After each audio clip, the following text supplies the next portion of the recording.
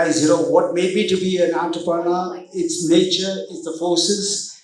When I was growing up, we are Sindhis, and my family had moved from Pakistan to India, and my family was well-to-do in Pakistan. They were very rich, but when we moved to India, they were literally. See, I was born in 1954, and the partition happened in 1947. And unfortunately, I still remember when I was growing up, we had. I remember that we had a bulb, some kind of light, because that time the lights, India, a lot of places in India did not have lights. And in Pune, there was absolutely, India was a very, very poor country. We all grew up poor after the partition, especially us, because my parents had lost all their money in Pakistan, and I remember growing up in a chawl, and we used to share bathrooms and stuff like that. But basically, I absolutely don't regret it. As a matter of fact, I'm very, very proud that I thank God that I was brought up in that atmosphere. Because I'll tell you something, I remember that, like I was telling you, there was no lights. So I remember when my neighbors got their light. Growing up, they used to live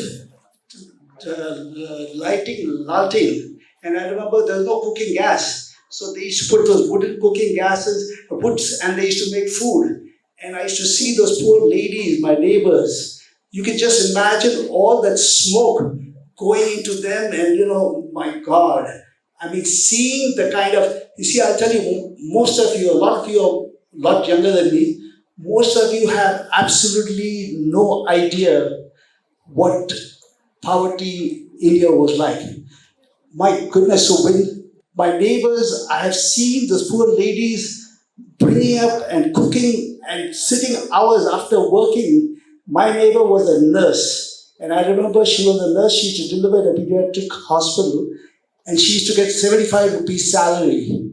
And her husband had left her, and she had 2 children. So she used to go work as a nurse, and then come back home and cook for her families. And actually, to be honest with you, no university in the world can teach you what I have learned, what poverty teaches you. I think I am so very proud.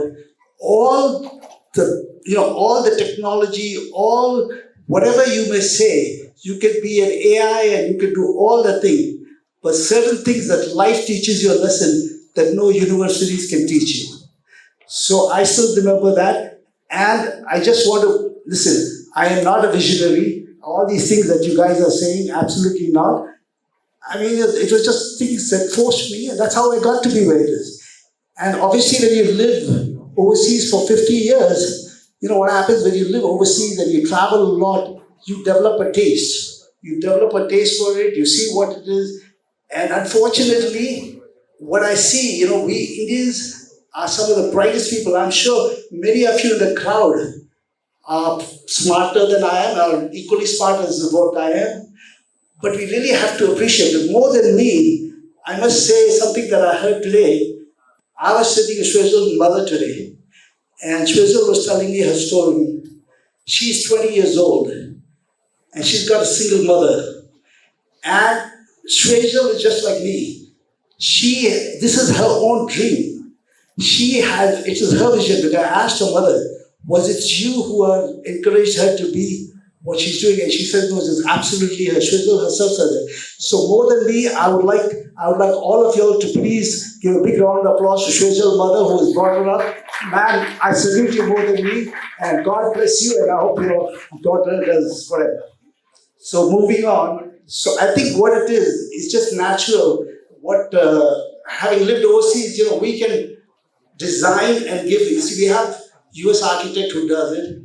And I always, if you have a basic belief that you want to give value to your customers, if you go by the thing, I have no plans to become a biggest developer.